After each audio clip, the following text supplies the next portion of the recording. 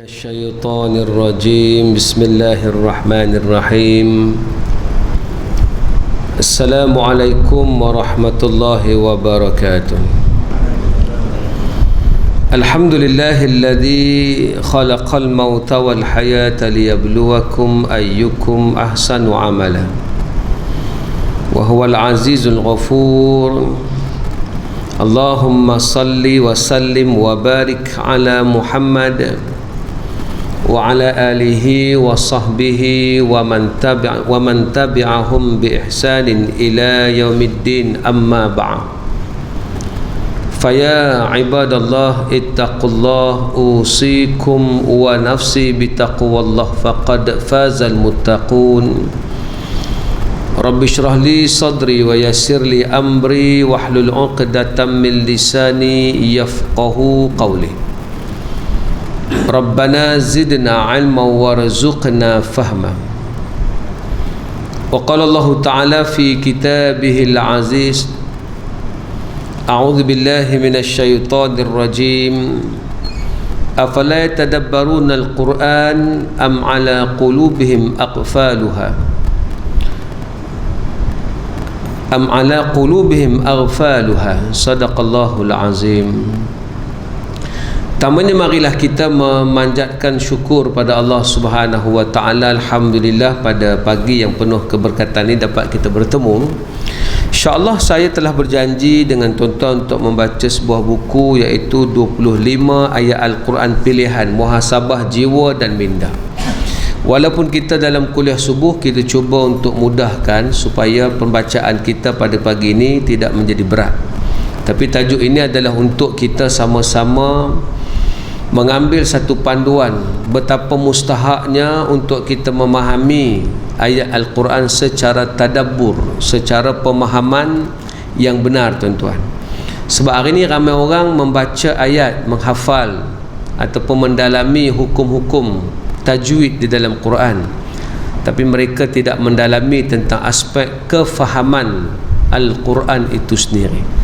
Sebab tujuan Allah turunkan Al-Quran adalah untuk kefahaman, hudan linnas, menjadi hidayah bagi manusia. Kalaulah manusia tidak memahami Al-Quran, maka Quran itu hanya menjadi barang bacaan. Sebab tu kita nak kembalikan semula Quran ini menjadi sebagai satu hidayah bagi kita. Syarat untuk mendapat hidayah adalah tafaqquh, mesti faham kan? Sebab kalau orang tidak faham, macam mana dia nak dapat hidayah? Sebab syarat untuk mendapat hidayah, wa may yuridillah ayyahdiyahu yufaqihu fiddin, kan dirakamkan dalam hadis. Kalau Allah nak bagi hidayah pada seseorang, mesti Allah akan fahamkan kepadanya soal agama, ataupun dia mesti memahami kefahaman agama. So disitulah menyebabkan kita hari ini nak faham 25 ayat Al-Quran. Kenapa kita tak ambil seluruh tafsir?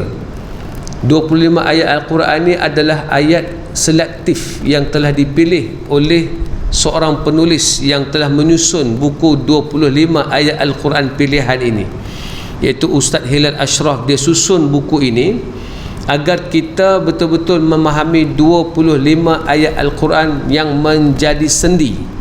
Ini dipanggil aulawiyat lah. Kita dalam mengaji ni kita boleh nak belajar sampai 6,666 ayat, tetapi untuk kita memahami fundamental, ada beberapa ayat yang menjadi pegangan dan kefahaman kita. 25 ayat Quran ni ibarat kita boleh memahami macam mana Quran nak dalam kehidupan kita. Yang lain setelah kita faham 25 ayat ni, barulah kita menambah dengan ayat-ayat yang lain. Dia macam kalau orang kata kenapa hadis 40, kenapa tak hadis banyak? Sebab hadis kan banyak, hadis lebih banyak daripada Al-Quran. Sebab Nabi sebut ini lebih banyak hadis daripada Al-Quran. Tapi kenapa Imam Nawawi hanya menyusun 40 hadis?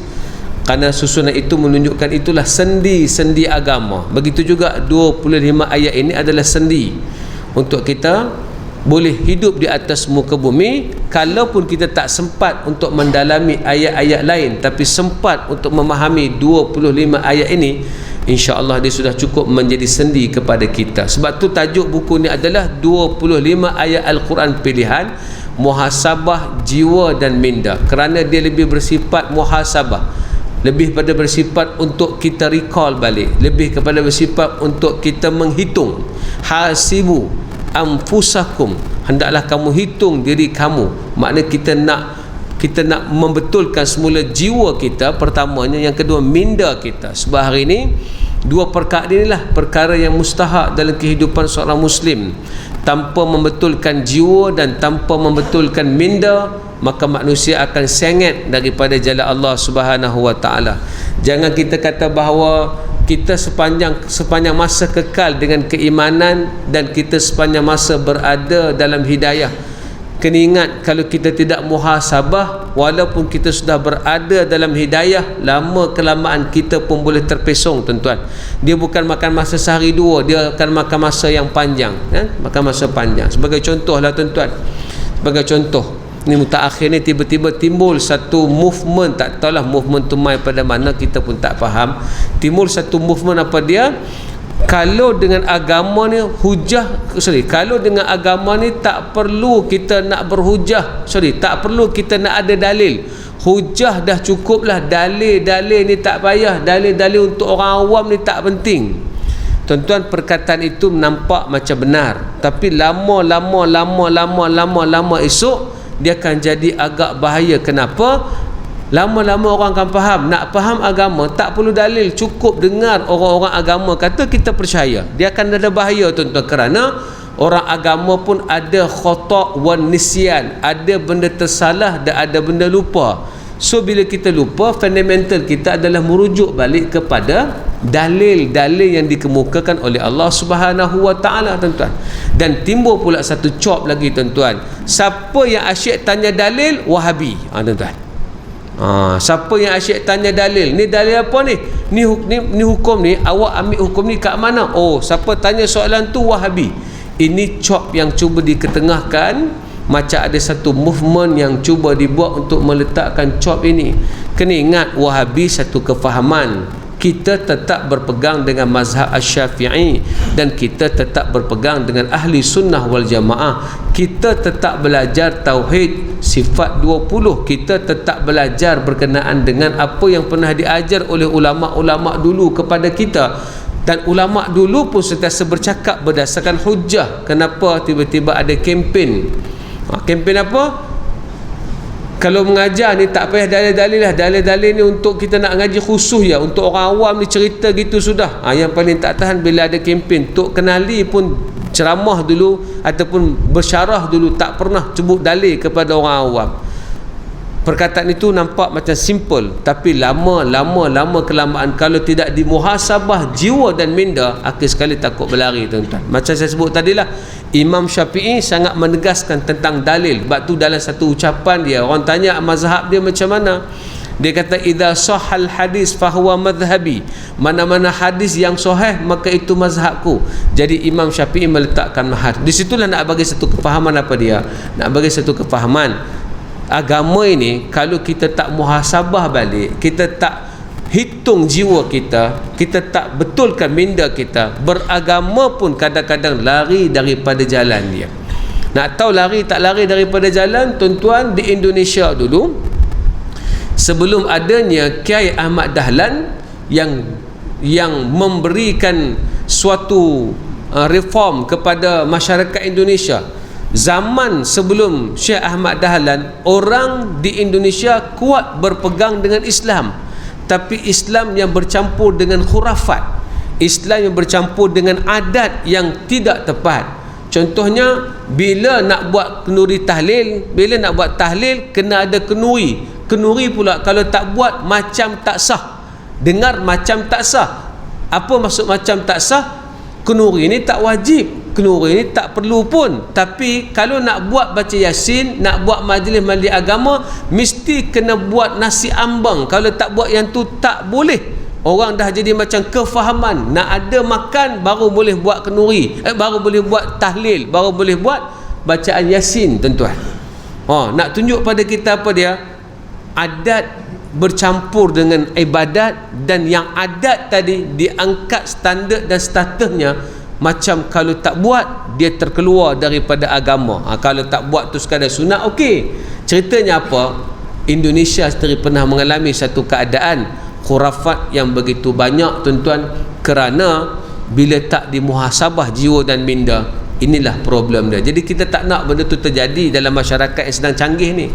Kita nak move forward, kita tak nak backward, kita tak nak pergi ke belakang, kita tak nak setiap kali kita buat benda, kita bukan menuju ke depan, tapi kita sedang mengesot ke belakang. Kita tak nak, kita nak lebih baik agama ni. Sebab kita hari ni hidup beragama, dan alhamdulillah orang sangat suka beragama, tapi mesti kena ada jalan dia, insya-Allah. So disitulah menyebabkan saya nak baca buku ini tuan-tuan, kerana nak ambil 25 ayat Al-Quran pilihan ini, dan untuk kita menjadikan suatu panduan untuk kita. Baik, apa kata musannif kitab atau penulis kitab ini, penulis buku ini dalam mukadimahnya? Dia kata, dengan harapan buku ini menginspirasikan pembaca, juga diri saya yang menulis, untuk tidak sekadar membaca Al-Quran. Nampak tak tuan-tuan? Kita selalu dengar orang kempen baca Quran, iqra'ul Quran fa innahu ya'ti yaumal qiyamah syafi'an li ashabi. Bacalah Quran, Quran akan datang pada hari akhirat nanti menjadi syafaat, pemberi syafaat kepada tukang bacanya. Sekali orang berhenti dekat baca Quran. Quran bukan untuk dibaca saja. Dia kata, dan tidak juga sekadar membaca terjemahannya, bukan hanya faham terjemah, tetapi melihat apa pandangan penafsir terhadapnya. Kita bila baca ayat, kita nak faham, kita nak tahu ayat tu, kita nak tahu terjemahan dia, dan kita nak faham tafsir dia. Itu dia punya syarat dia. Dia kata apa lagi? Tetapi melihat apa pandangan pentafsir terhadapnya, dan apa yang kita sendiri fikir akannya. Yang paling mustahak setelah kita faham tafsir, kita pula nak ambil ayat ni dalam kehidupan kita macam mana. Kita nak ambil ayat ni untuk dipakai dalam kehidupan kita macam mana. Tu saya kata tadi, jangan underestimate orang-orang awam. Tuan-tuan, hari ni orang awam, dia kena upgrade, dia kena di-upgrade oleh para ustaz, para ulama. Tuan-tuan, ulama kena bagi satu standard untuk orang awam hari ni boleh menjadi mereka yang makin memahami Islam. Saya duk ajar anak-anak murid saya yang belajar secara khusus dengan saya ajar tentang benda-benda fundamental yang harus dipegang oleh kita. Saya tak ajar dalil, saya cuma ajar kaedah dan teknik. Saya kata, kita hidup ni ada perkara sawabit, ada perkara murunah. Saya ajar itu ya. Ada perkara yang fundamental tak berubah, dan ada perkara flexibility. Perkataan tu sama ya dalam bahasa Malaysia pun, cuma kita gunakan perkataan Arab. Hidup ni ada murunah, ada fleksibel, ada sawabit ataupun thabitah, benda yang tak berubah, benda tu kekal macam tu, tak berubah. So hidup ini antara dua itu. Jadi anak murid pun faham, mereka yang mengaji kat saya faham. Oh, makna ustaz dalam hidup ni ada benda kita boleh adjust, ya. Ada benda kita tak boleh adjust, ya. Fundamental tu penting. Walaupun orang tu tidak belajar dalil, tapi dia belajar fundamental agama. Saya upgrade orang-orang awam, dah mereka boleh bercakap benda tu walaupun mereka tidak mengetahui ayat mana, hadis mana, mereka tak hafal. Sebab bagi kita hafalan itu nombor dua. Nombor satu adalah kefahaman. Lepas faham, hafal baru jadi bonus tuan-tuan. Maka saya upgrade orang-orang awam yang belajar dengan saya. Mereka engineer, mereka doktor, mereka pernah terlibat dengan jabatan kerajaan, mereka juga pernah bekerja di Petronas, mereka adalah orang yang pernah jadi arkitek. Bila kita bagi buah-buah gitu, tandanya orang awam boleh faham agama lagi mudah. Sebab tu jangan underestimate. Sebab tu kita faham ayat Quran, kita faham tafsir dia, kita nak tahu ayat ni apa kena mengena dengan kita, barulah dia jadi. Situlah tujuan kita belajar ni. Kerana akhirnya Al-Quran diturunkan sebagai huda. Quran ini adalah huda, adalah hidayah. Sebab tu Tok Runi Aziz dulu pernah marah bila dalam satu majlis, saya sebut kat tuan-tuan tu belum, dalam satu majlis dulu, dia orang pernah sebut, dia kata marilah kita membaca Al-Fatihah untuk mendapat keberkatan. Tuan-tuan, sebut baca Fatihah dapat keberkatan. Terus Tok Runi Aziz kata, Quran ni bukan untuk berkat semata-mata. Dia kata bukan semata berkat. Quran ni adalah untuk kita mendapat hidayah. Quran ni untuk kita mendapat hidayah, bukan untuk sekadar menjadi keberkatan. Ramai orang gunakan istilah, jom kita membaca Al-Fatihah untuk keberkatan, jom kita baca doa untuk keberkatan. Sebenarnya benda lebih besar daripada berkat adalah hidayah. Lepas ada hidayah, baru berkat akan datang. Hari ni orang ramai fokus keberkatan tapi tidak fokus hidayah. Kenapa ni nak berkat dalam hidup? Kenapa nak cari rezeki halal, nak supaya Allah Ta'ala bagi keberkatan? Kenapa nak nak dekat dengan Tok Guru, nak dapat berkat supaya Tok Guru boleh menurun keberkatan? Dia percaya keberkatan lebih pada hidayah. Sepatutnya mendekati agama, nombor satu adalah hidayah. Nampak di situ disebut supaya Quran ini menjadi hidayah, Islam ni menjadi hidayah, bukan hanya berkat saja. Baik, berkat kita nak, bukan kita tak mau, tapi aulawiyat, keutamaannya mesti hidayah dahulu sebelum datangnya keberkatan. Dia kata, baik, Al-Quran menjadi petunjuk kepada kehidupan kita, dan sebagai tambahan mungkin teruja untuk merujuk sendiri tafsir dan membaca dengan lebih lagi. Kita nak jadi satu budaya, kita ada ruang untuk rujuk tafsir setelah kita mengetahui cara untuk merujuk tafsir. Kan itu bab dia, baik. Jadi itu mukadimah dia tuan-tuan. Sekadar mukadimah itu yang nak bagi tahu bahawa itulah tujuan kita belajar atau kita nak memahami 25 ayat Al-Quran ini. Mungkin nampak mukadimah macam berat sangat, tak apa, kita masuk terus tajuk dia tuan-tuan. Nak cerita tentang apakah ayat-ayat yang kita nak bahas pada kali ini. Kita akan bercakap tentang surah Al-Baqarah, iaitu ayat 30, menyelami makna khalifah. Kita nak pergi ke ayat pertama ini sebab dalam banyak-banyak ayat, inilah ayat yang paling mustahak sebelum ayat-ayat yang lain, iaitu ayat memahami kita ni apa fungsi di atas muka bumi. Sebelum kita bercakap tentang nak sembahyang, nak puasa, nak zakat, nak haji, apa fundamental paling besar? Fundamental paling besar, apa tujuan Allah wujudkan kita di atas muka bumi? Kalau orang kata, apa tujuan Allah wujudkan kita di atas muka bumi? Nak suruh kita solat? Sebahagian tujuan kita adalah solat. Nak suruh kita puasa, sebahagian tujuan adalah puasa. Tapi yang utama apa dia? Yang inilah yang menyebabkan kita kena memahami surah Al-Baqarah ayat 30 ini, iaitu menyelami makna khalifah. Allah mengisytiharkan kepada kita sebagai khalifah, tuan-tuan. Lalu dia kata, rakan pembaca yang saya muliakan kerana Allah, sesungguhnya pada sisi Allah tidak ada sesuatu pun yang sia-sia, kerana Allah membenci kesia-siaan. Allah tidak bermain kala dia ciptakan sesuatu. Allah ni bila buat sesuatu, dia tak pernah buat dalam keadaan sia-sia. Tak. Betul, Allah rakamkan sejarah dalam Quran.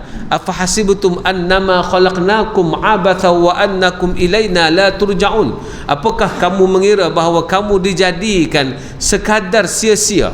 Kamu dibuat ni saja-saja buat, abasa wa annakum ilaina la turja'un. Kamu nanti tidak akan kembali pada kami. Dah. Tujuan kamu diciptakan, ada tujuan, kemudian nanti kamu akan kembali untuk ditanya apakah tujuan itu telah dipenuhi ataupun tidak. Apakah tujuan terbesar? Ini persoalan dia. Di antara yang diciptakan adalah manusia. Allah tidak menciptakan manusia untuk bermain-main. Allah telah menyatakan dengan jelas dan terang. Bila dia nak cakap, bila Allah nak isytiharkan kepada malaikat apa tujuan manusia, wa idh qala rabbuka lil malaikati inni ja'ilun fil ardi khalifah, dan ingatlah ketika Tuhanmu menyatakan kepada para malaikat, sesungguhnya aku ingin menciptakan untuk bumi itu khalifah. Nak buat di atas muka bumi ini adalah khalifah, nak jadikan adanya khalifah, tuan-tuan. Supaya kita sedar tugas kita dan fungsi kita adalah mentadbir muka bumi. Tajuk ni nampak macam biasa, Ustaz, tajuk ni dah kami tahu dah, memang kita khalifah. Baik, persoalannya setelah kita teliti diri kita hari ni, kan tadi syarat dia baca ayat Quran, faham terjemah dia, mengerti terjemahannya, faham tafsirnya, dan apa kaitan ayat tu dengan kita. Ayat ni Allah isytihar untuk siapa? Ayat ni khitab dia, ataupun ayat ni untuk siapa sebenarnya? Bila Allah Ta'ala kata pada malaikat, inni ja'ilun fil ardi khalifah, aku nak jadikan di muka bumi ni khalifah. Bila kita baca ayat ni, kita rasa apa? Kita rasa, oh ini Karim, ni dolah, tak ada kenal dengan aku nak semayang ya, aku nak puasa ya, aku nak zakat, aku nak haji ya. Tak, ayat ni sangat kena mengena dengan kita. Kitalah khalifah itu. Khalifah ni ustaz yang kami faham, khalifah ni adalah pemimpin, khalifah ni adalah orang yang berkuasa, khalifah ni adalah Perdana Menteri, khalifah ni wakil rakyat. Ustaz, kami bukan wakil rakyat. Khalifah ni tu imam, khalifah ni ustaz lah, kami ni orang biasa. Kena jelas. Khalifah ini, kalau perkataan paling detailnya adalah khalifah ini apakah speciality kita dalam satu-satu bab, dan kita kena menyumbang dalam bab yang kita special itu. Itu khalifah. Dia pakar matematik, dia khalifah dalam bab tu. Kalau dia tak guna ilmu dalam bab tu, dia berdosa dengan Allah Ta'ala. Ada orang tu khalifah dalam buat makanan halal, dia pun buat makanan halal, dia buat mi, dia khalifah dalam bab mi. Kalau dia tak buat benda tu, dia berdosa tuan-tuan, sebab dia khalifatan, dia memang pakar. Khalifah ni maksudnya apakah kepakaran kita untuk kita sumbang balik kepada dunia. Itulah khalifah tuan-tuan. Khalifah ni bukan Perdana Menteri, khalifah ni bukan wakil rakyat, khalifah ni bukan esko kerajaan Melaka, bukan tuan-tuan. Khalifah ni adalah apa yang kita pakar dan kita kena buat benda tu. Itulah tujuan kita hidup di atas muka bumi. Tuan kerti apa? Saya ustaz belajar bab sound engineering. Tu. Belajar saya mana? Saya pergi ke Jerman ustaz, mengaji khusus dalam bab sound engineering ni. Habis tu apa kepakaran tuan? Kepakaran saya ustaz, mana-mana sound hak tak betul saya boleh betulkan. Oh, maknanya kalau surau mic tak betul, dia punya gema, humming dia kuat, awak boleh buat. Saya bab tu pakar ustaz. Ya. Kalau dia pakar, dia tengok masjid macam tu tak betul kan, duk biak saja, dia bertanggungjawab depan Allah Ta'ala, sebab penyampaian di masjid tidak jadi kemah kerana dia ada ilmu tu, dia tak offer sebagai khalifah untuk betulkan benda tu. Itulah khalifah. Ada pergi masjid, kita pergi masjid, kita ceramah ni, dia tak dengar, di luar tu tak dengar apa dia, dalam pun dengar bergema tuan-tuan. Tertanya, tak ada siapa nak boleh. Dia kata, kita try perbaik lah. Saya tok siap, saya pulas apa dia panggil, mixer tu saya pulas, terus cari-cari tak jumpa dah, terus duduk humming tu. Kawan tu main usik sikit je, jangan sentuh dah, hak ni dia punya tahap dia. Kalau sentuh lagi, lepas ni lari pula. Khalifah tuan-tuan.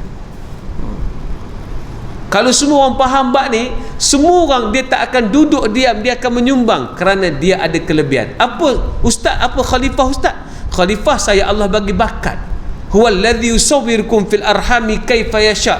Daripada sejak awal lagi Allah cipta kita ni ada kelebihan masing-masing.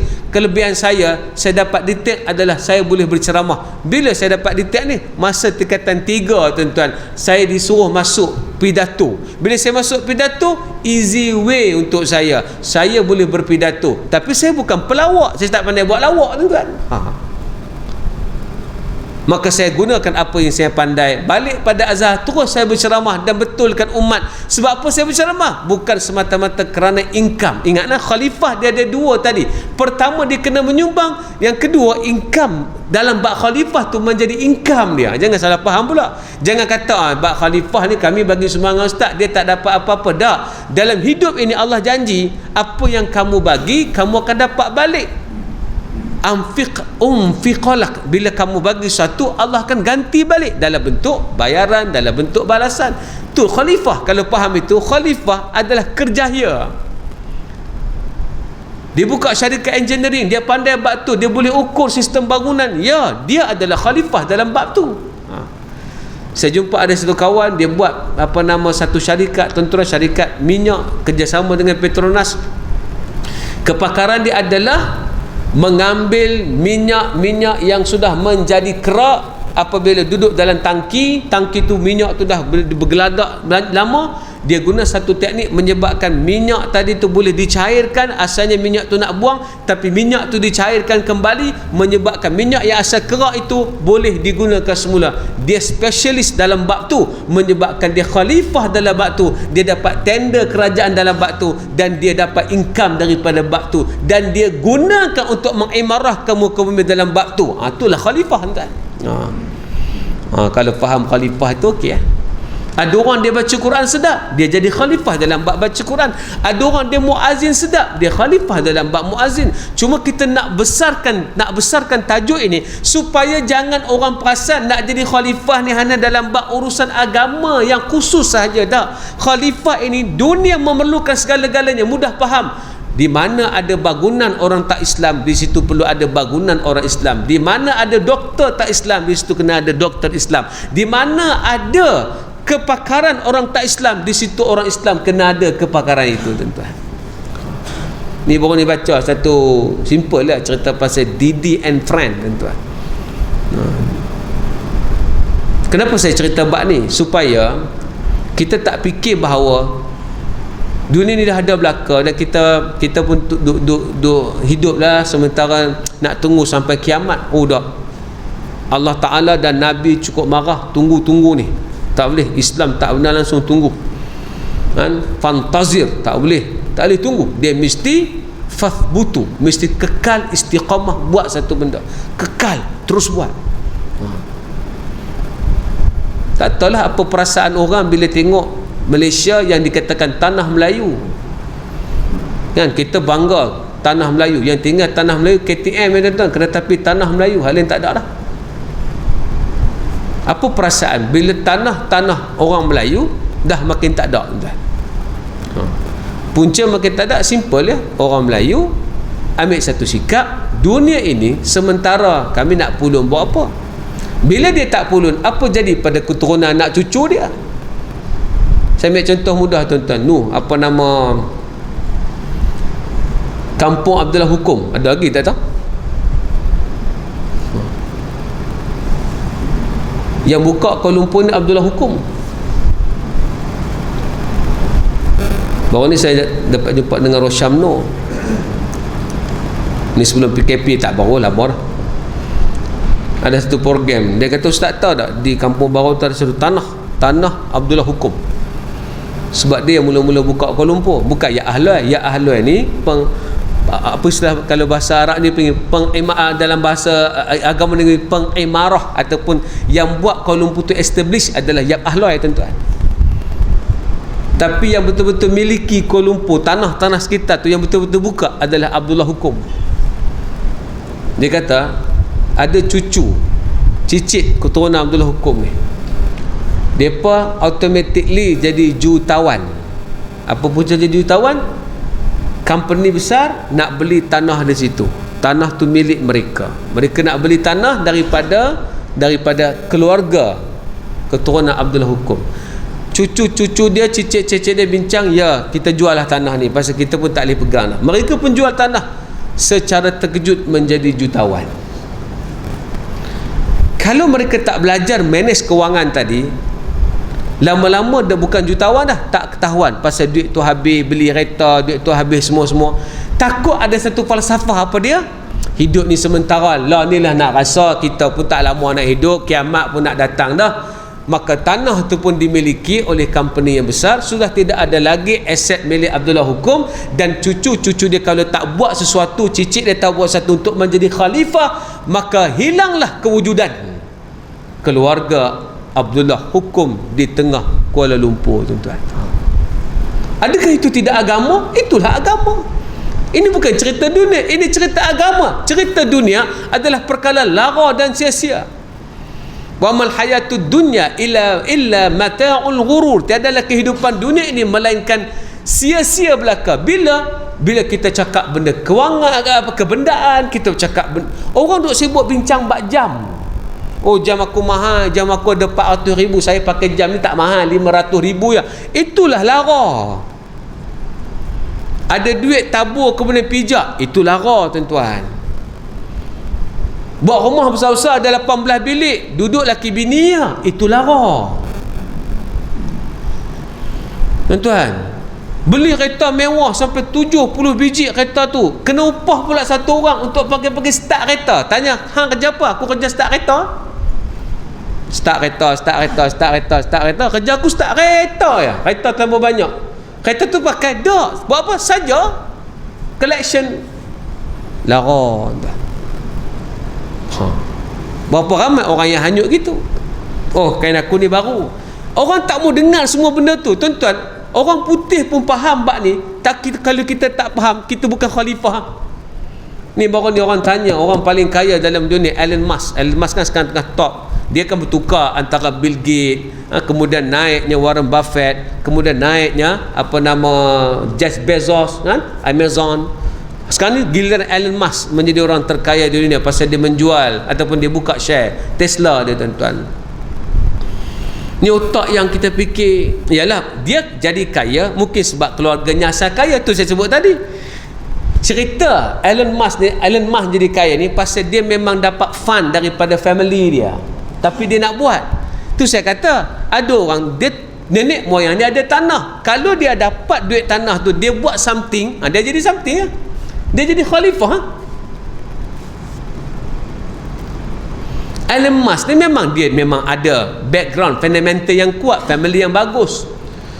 Dia jadi kaya terdunia, tuan-tuan. Hartanya ada 300 bilion, tuan-tuan, ataupun 200 bilion lebih lah. Convert kepada Malaysia duit RM 1 trilion, tuan-tuan. Bilion, tuan-tuan, tak tahu nak kira. Kita dapat 1 juta pun orang bagi kita jutawan lah, tuan-tuan.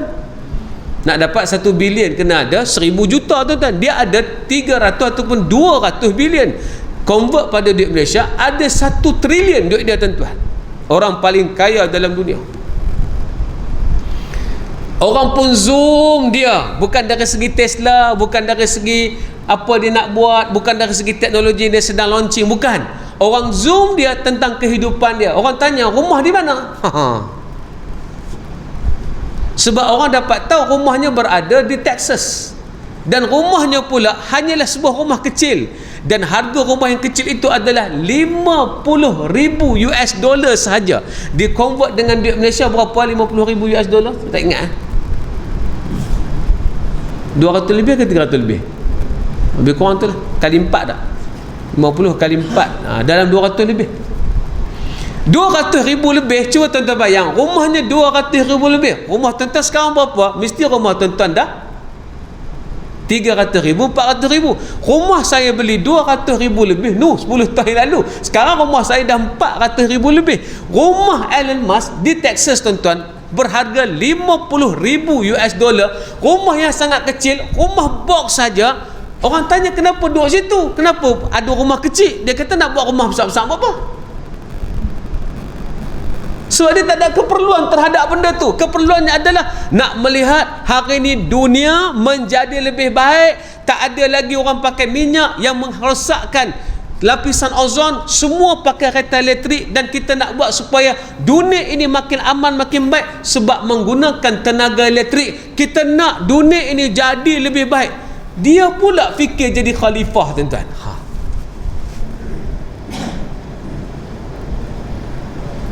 Oh, kita tak ada kemampuan. Tak. Milikan kekayaan berada di tangan orang Islam. Ni, Malaysia ni tempat paling imarah dalam dunia.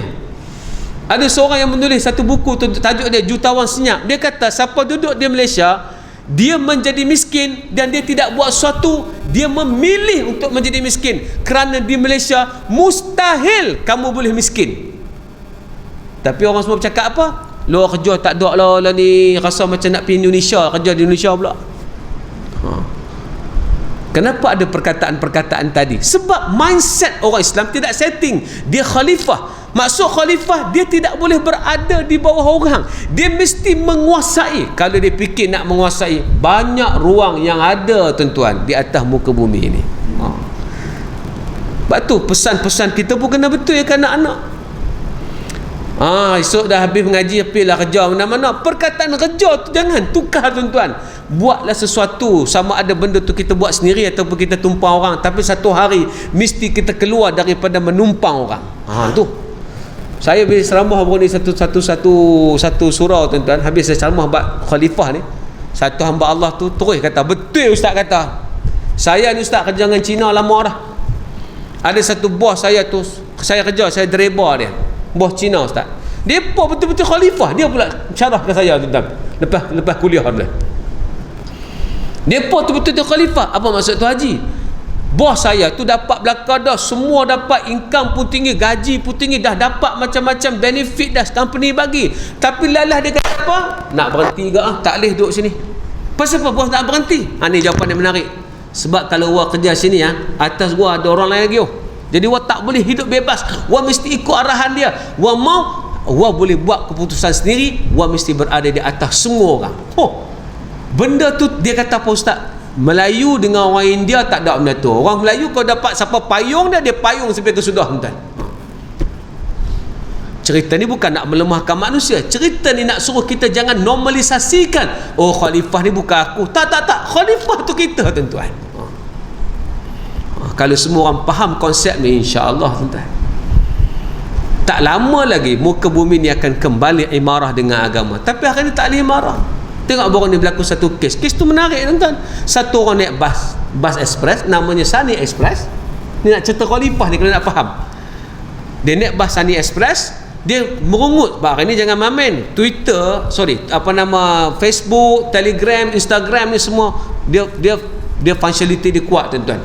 Tulis sini macam baru ni viral pasal sotong kayangan tuan-tuan kan.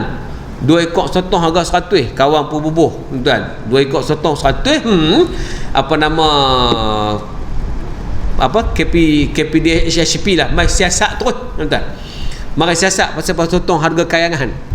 Dulu kan di 2-3 masa lepas tu viral pasal siakap harga 1000 lebih tuan.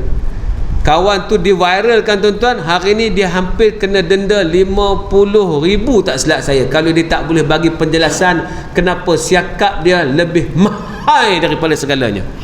Jangan main-main, kuasa viral hari ni kuat tuan-tuan. Tapi kalau guna untuk betul, alhamdulillah.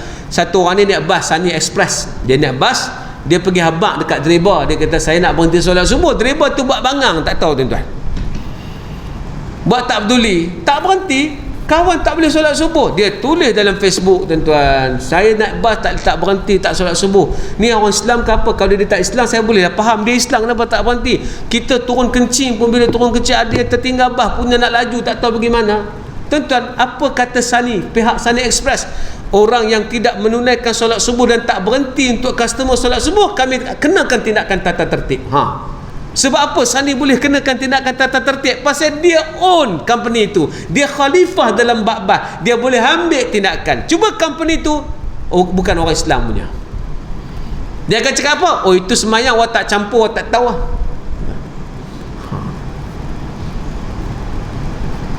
Bukan makna nak suruh tuan-tuan berniaga semula dah. Ayat ni bukan nak suruh kita tukar cara fikir. Tak boleh. Muka bumi ni kita kena miliki, kena kuasai, bukan ditinggalkan. Kita kena ambil sebanyak mungkin pahala, kerana dia jambatan untuk kita menuju ke akhirat. Kalau semua cakap bahasa tu tuan-tuan senang. Jadi bahasa tu yang tak ada sekarang. Betul, saya pergi jumpa mana-mana orang, bahasa itu agak kurang sikit. Saya jumpa ustaz-ustaz pun bahasa tu agak kurang. Sebab tu hari ni kenapa ustaz-ustaz bergaduh? Sebab dia tak ada fikir nak jadi khalifah, tu bergaduh. Dia fikir Wahabi lebih penting untuk cari gaduh, gaduh dengan Syiah lagi penting, lebih sibuk tentang persoalan-persoalan furuk yang kecil-kecil ni. Bergaduh pun benda-benda khilaf tuan-tuan, bukan bergaduh benda usul, benda khilaf. Gaduh tentang tahlil ni daripada Nabi ke dak, berpuluh tahun dah tuan-tuan tajuk tu. Hari ni cuma upgrade bergaduh tu dalam Facebook tuan-tuan. Betul ada tu orang buat kartun baru ni tuan-tuan. Kartun tu sempoi tapi sangat impactful. Apa dia? Dua orang bergaduh pasal masalah agama ni, gaduh. Dia berkata baik, kita jangan bergaduh. Jom kita cari ustaz untuk selesaikan masalah kita. Pergi jumpa ustaz sibuk bergaduh. Hang Wahabi, hang haji pondok, hang PhD, hang tak betul. Nampak gaduh. Malu kepada umat satu dunia bila melihat penjaga agama yang patut jadi khalifah ada masa bergaduh. Tuan-tuan, ada juga orang duk cuba cucuk saya, ustaz nak tanya sikit, apa pandangan ustaz nak pasal saya tak mau, minta maaf kalau benda-benda khilafiyah, benda-benda yang no right no wrong, saya tak campur tuan-tuan. Kita banyak benda naim. Target saya adalah nak kembali ke semula milikan di atas muka bumi Malaysia ini, milik orang Islam semula. Tu niat saya tuan-tuan. Kita nak orang yang sedang do something, ada kekuatan ekonomi, ada kewangan, bantu mereka yang lain. Tuan-tuan, yang jadikan hari ni anak-anak muda kita tak tahu nak pergi mana, yang nak bawa Grab food, tuan-tuan, yang bawa Lalamu, yang bawa Shopee, apa food, tuan-tuan. Hari ni banyak ni bahagian anak-anak muda kita bawa motor berjalan tengah jalan. Kenapa? Ada orang-orang yang kaya, yang ada duit, yang banyak kewangan, dia simpan duit dia, dia guna untuk benda-benda yang lara dan sia-sia. Patutnya kewangan itu di reinvest kepada budak-budak potensi ni. Apa potensi yang kamu ada? Jom pakcik ajak kamu buat something. Hak tak mau tak apalah, tapi yang ada potensi. Akan sekali budak yang rajin, budak yang hebat, budak yang memang brilliant, terpaksa bawa Lala Move, bawa Food Panda. Sistem itu dibuat oleh orang lain. Yang mengisi sistem tu kita. Patut kita yang buat sistem, yang isi tu orang lain. Dia terbalik habis, tuan. Ini khalifah. Ini agama kau. Inilah agama. Kalau bukan ini agama, apa lagi agama, tuan? Jadi kalau kita faham konsep ni, tuan-tuan, kita tak akan buang masa. Saya percaya kalau orang tu tahu dia khalifah, dia tak akan buang masa. Dia tak akan mari tanya soalan-soalan yang remeh-temeh, tak lah. Dia takkan tanya, ustaz nak tanya sikit lah, ustaz nak tanya ni saya nak tanya lah kan, macam mana ustaz kalau kita nak menikah dua ni, macam mana cara dia lah, susahnya kan? Benda-benda tak tanya tu, just do it, macam kata Nike ni, tuan. Ustaz nak tanya sikit lah ustaz, ni darah nyamuk ni saya duk baca buku darah nyamuk ni. Darah nyamuk ni najis tu hak mana? Dia kata kalau lagi tak besar 50 sen tak najis, tapi kalau macam besar macam 50 sen tu najis. 50 sen dulu ke 50 sen lah? Pening kepala, tuan-tuan. Nampak tak soalan-soalan kecil yang datang sebab pemikiran kecil. Saya tak pernah orang tanya soalan-soalan besar. Ustaz nak tanya sikit, saya ni nak tengok sekarang ni Formula 1, ustaz nampak macam mana? Apa pandangan agama pasal Formula 1? Tak ada, tuan-tuan. Semua hanya tanya. Dan ustaz-ustaz kita pun sibuk bermain umrah, haji. Itu saja lingkungan dia. Dia macam begini, tuan-tuan. Dia ada dua circle. Satu circle yang ada dua movement. Satu movement yang berada dalam circle. Orang kita ni asyik bermain dalam circle ya. Haji, umrah, korban, tahlil. Itu ya. Orang lain move forward, bangunan, penguasaan, saham, share, dunia makin baik kerana mereka makin buat benda-benda. Akhir sekali, tuan-tuan, semua mereka miliki. Lalah kita guna ayat apa? Kita guna ayat, memanglah buat macam mana dunia ni nak kiamat dah, itulah kita tak boleh apa-apa dah. Dunia ni, siapa kuasai dunia, dia bersama Dajjal. Itu ya ayat kita. Tak boleh jadi setara itu, tuan-tuan.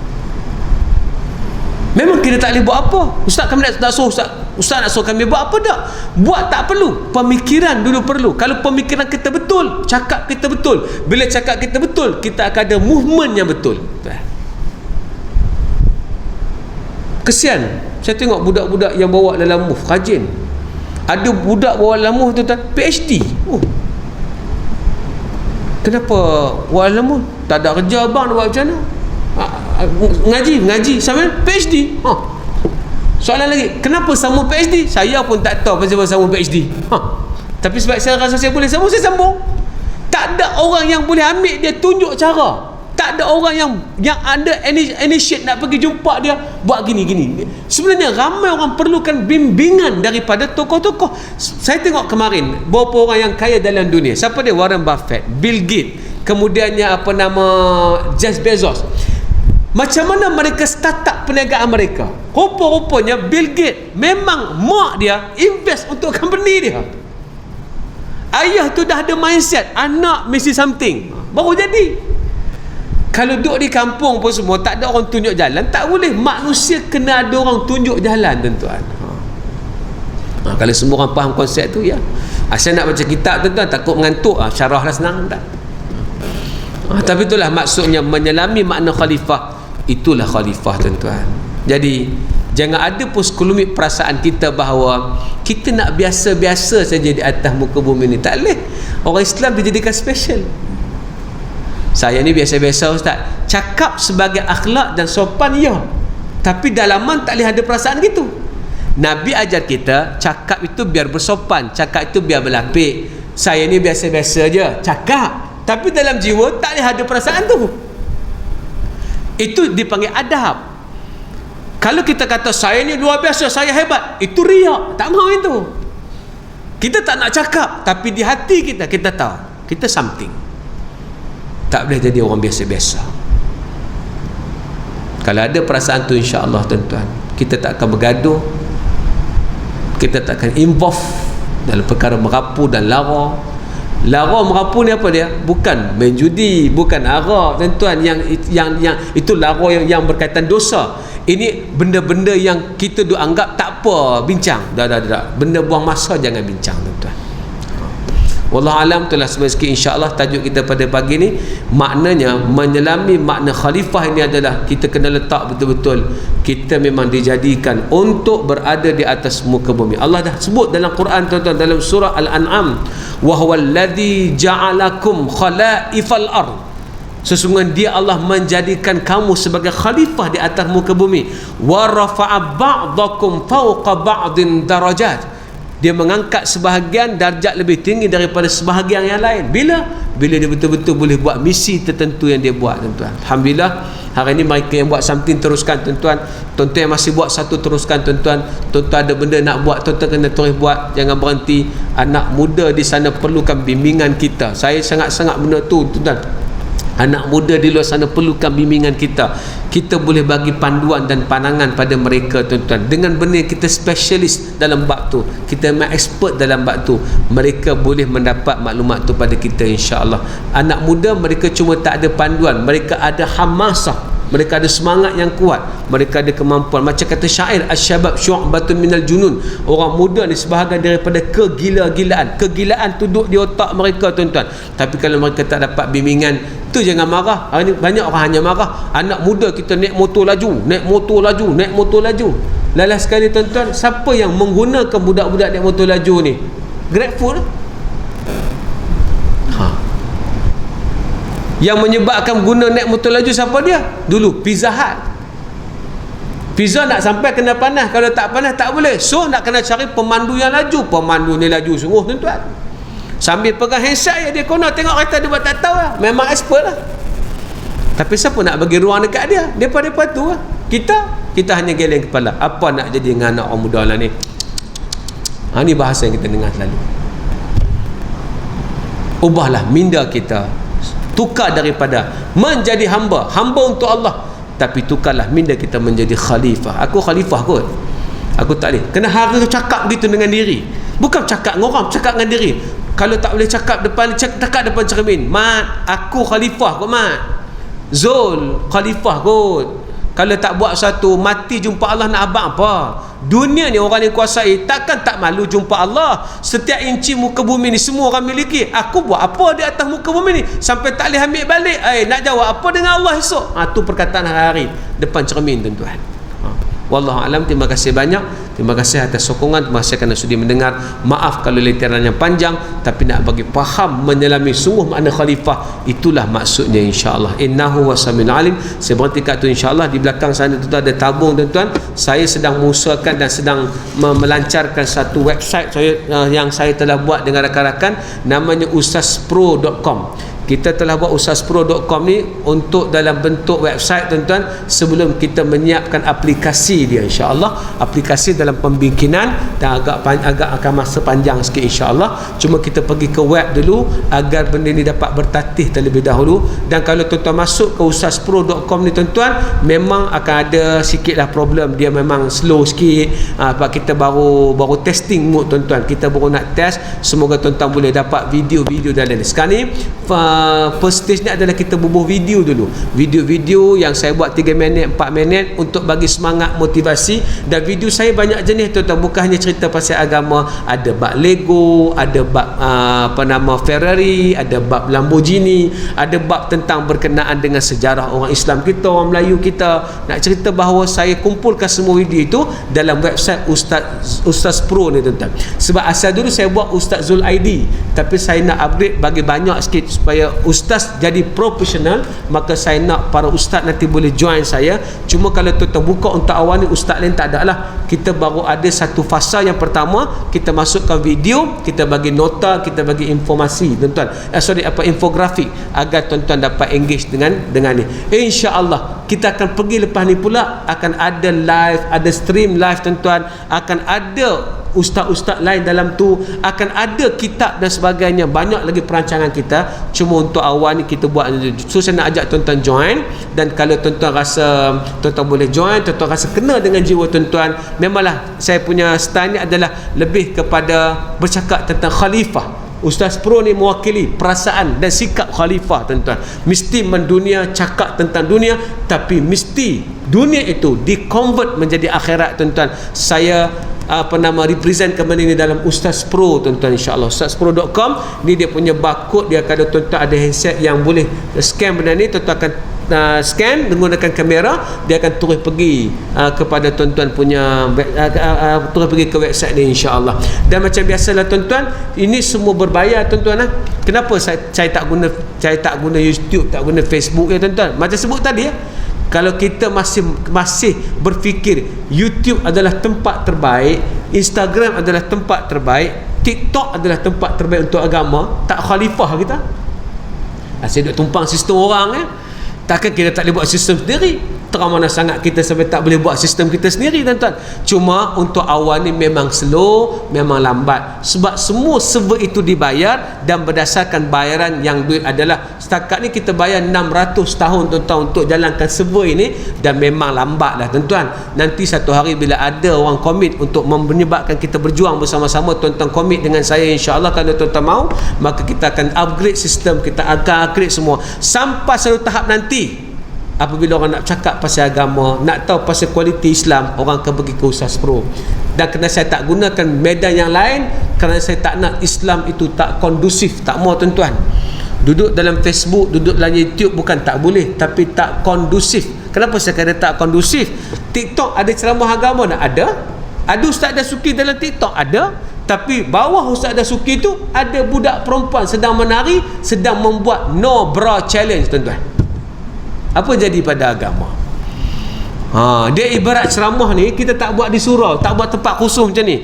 Ceramah ni kita buat di mana? Di pasar tani. Boleh tak? Boleh. Tapi kondusif tak? Tak kondusif. Orang nak pergi beli ikan, kita duduk ceramah tengah tu, boleh lah orang lalu. Saya buat dengan ikan. Itu yang jadi sekarang. Orang masuk TikTok, masuk YouTube nak hiburan, tiba-tiba ada ceramah ustaz, lintas lah, tolak bawah entah. Agama takkan jadi satu kefahaman. Agama cuma jadi sekadar hiburan. Kita tak nak agama jadi. Kenapa orang tengok ceramah dia banyak? Pasal ustaz ni ada kata kat ustaz tu. Tu ramai. Kenapa ceramah ni ramai? Pasal ustaz tu cerita benda-benda pelik, cerita baca amalan ni bumi boleh lipat.